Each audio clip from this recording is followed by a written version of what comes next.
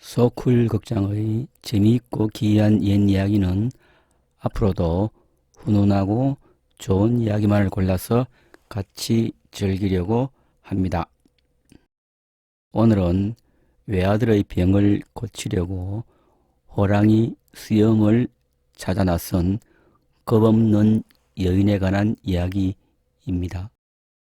옛날 어떤 마을에 일찍 남편을 잃고 외아들과 함께 사는 청송댁이라는 여인이 있었습니다. 어느 날 청송댁이 산속의 암자에서 수행하는 스님에게 도움을 요청하러 갔습니다. 그 스님은 도력이 높을 뿐 아니라 기적의 치료약을 만든다고 소문난 사람이었습니다. 청송댁이 암자 안으로 들어가자 경전을 보고 있던 스님은 온화한 어조로 물었습니다. 포살님, 그래 무슨 일로 찾아오셨습니까? 덕이 높으신 스님이여, 저는 지금 공경에 처해 있습니다. 제발 저를 위해서 치료약을 만들어 주세요. 치료약을 만들어 달라고요?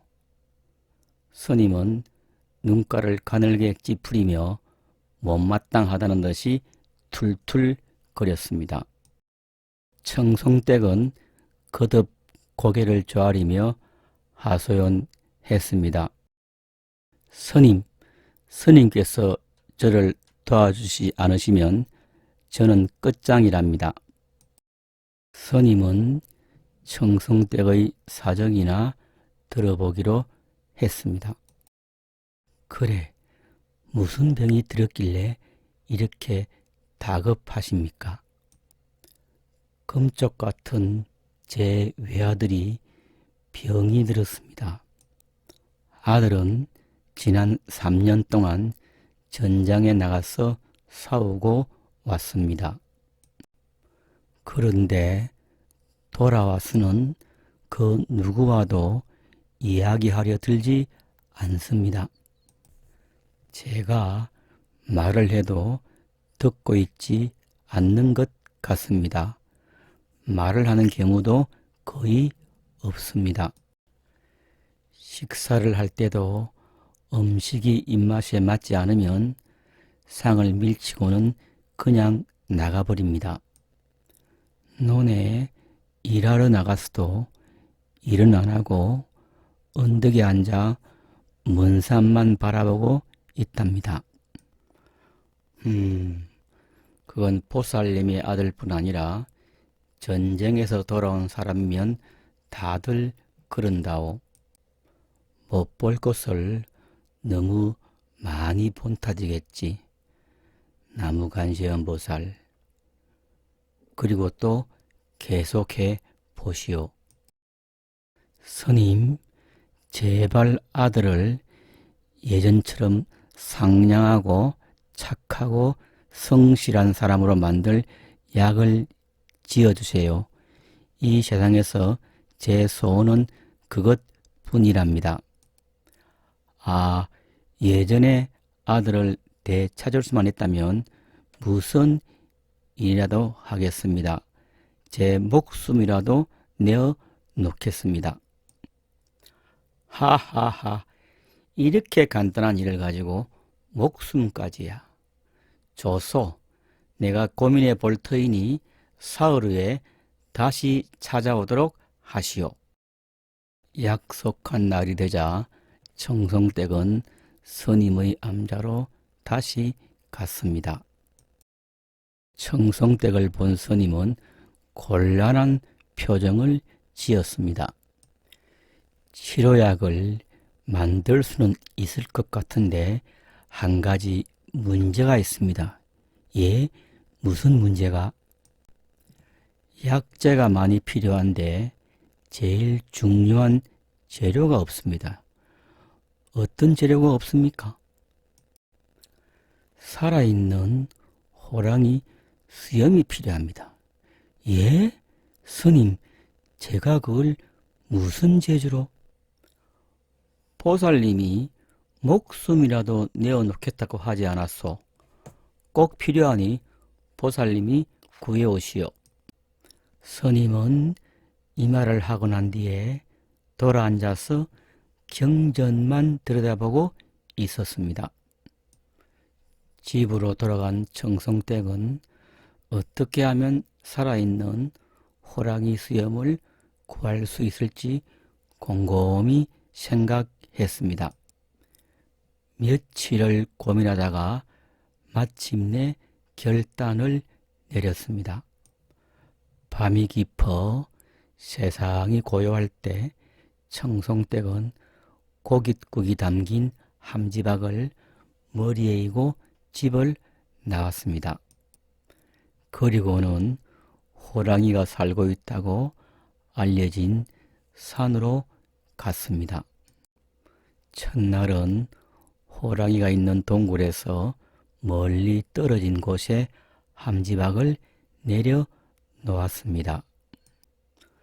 그런 다음 고깃국을 먹으라고 호랑이를 불렀습니다. 호랑이는 꿈쩍도 하지 않았습니다. 다음 날 밤 또 호랑이에게 갔고 이번에는 좀 더 가까이 갔습니다. 그리고 고깃국을 꺼냈습니다.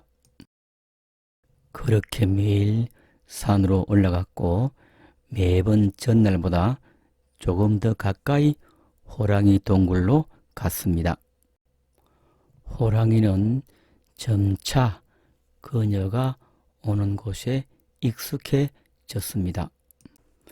드디어 어느 날 밤 청성댁은 호랑이 동굴에서 엎어지면 코가 닿을 정도로 거리를 좁혔습니다. 이번에는 호랑이가 청성댁에게 몇 발자국 다가오더니 멈췄습니다. 청성댁과 호랑이는 달빛 아래서 서로 쳐다보며 마주서 있었습니다. 다음 날도 같은 일이 반복되었습니다. 이번에는 아주 가까웠으므로 청성댁은 부드러운 목소리로 호랑이에게 말을 걸 수 있었습니다.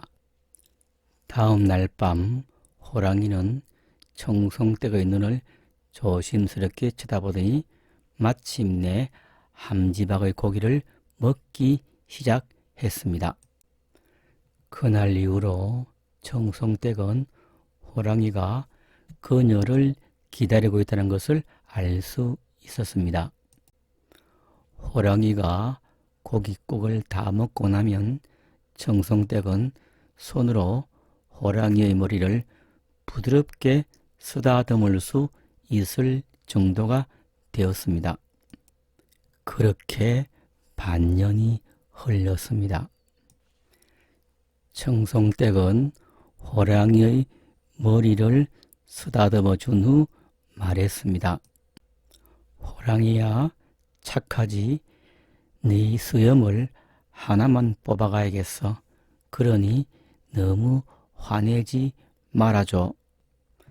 청성댁은 호랑이 수염을 하나 획 뽑아냈습니다.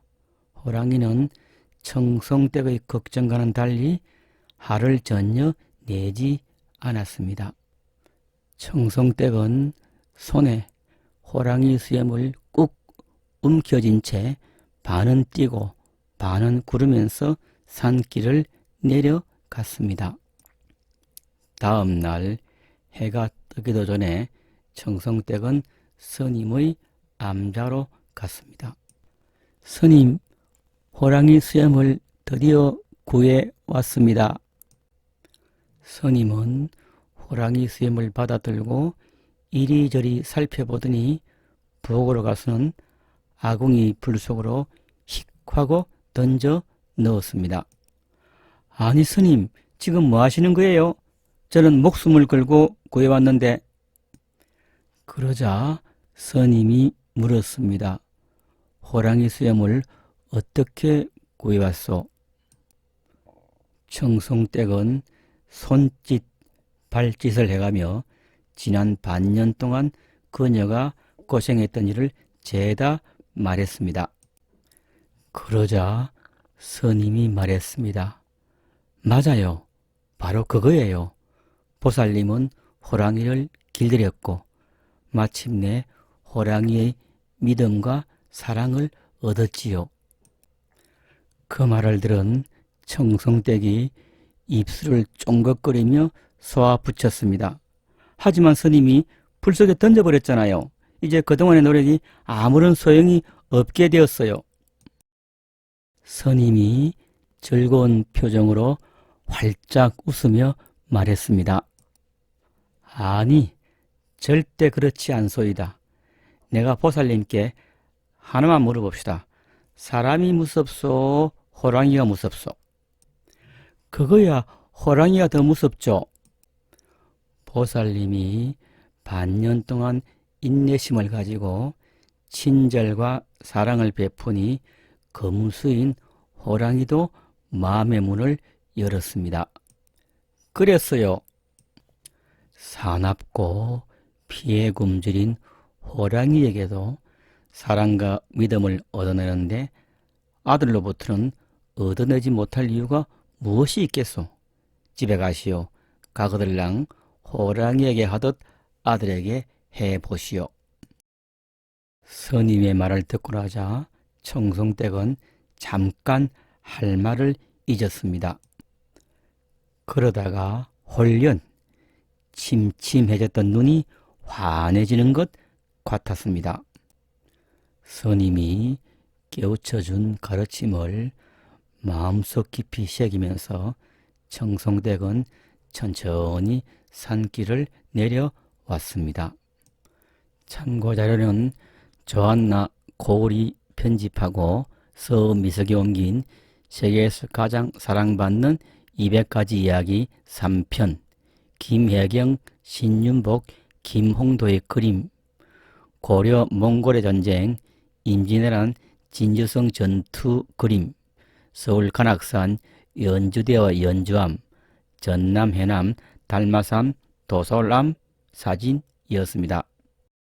업로드 시간 알려드립니다. 옛 이야기는 화요일, 불교로 사상 읽기는 일요일, 근현대 한국 불교 지성은 토요일입니다. 소클 극장입니다. 다음 주 화요일 뵙겠습니다. 안녕히 계세요. 고맙습니다.